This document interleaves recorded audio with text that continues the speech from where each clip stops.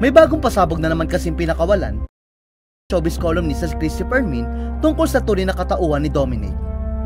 Matatandang kamakailan lang ay nauna nang isiniwalat ni Christy na merong umanong sangkot na politiko sa hiwalayan ni na Dominic at aktres sa si Bea Alonzo.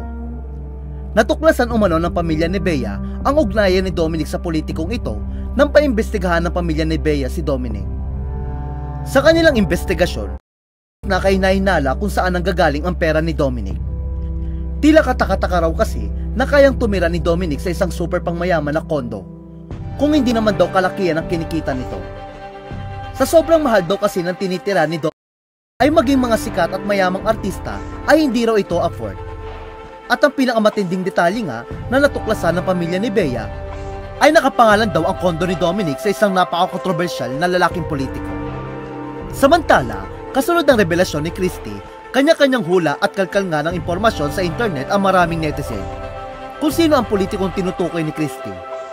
At isa nga sa mga maugong na pangalan na lumutang ay walang iba kundi si Albay 2nd District Representative Joey Salceda. Ngunit imposible nga si Congressman Joey Salceda ang tinutukoy ni Christy sa kanyang blind item. Matapos niyang sabihin na wala sa Senado at Congress ang politikong sangkot sa hiwalayan ni na Bea at Dominic.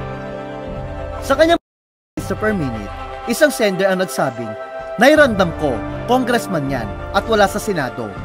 At yung kondo po na sa Bonifacio Global City o BGC."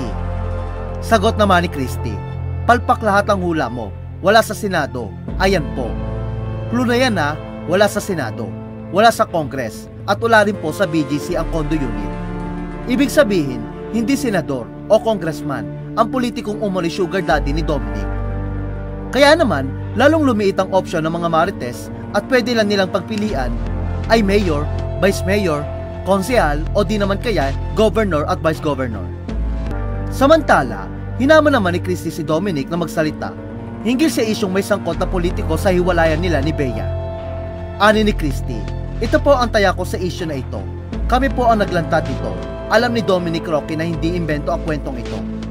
Alam ni Dominic Roque na totoong may pangalan ng politiko na dapat sambitin sa isyong ito.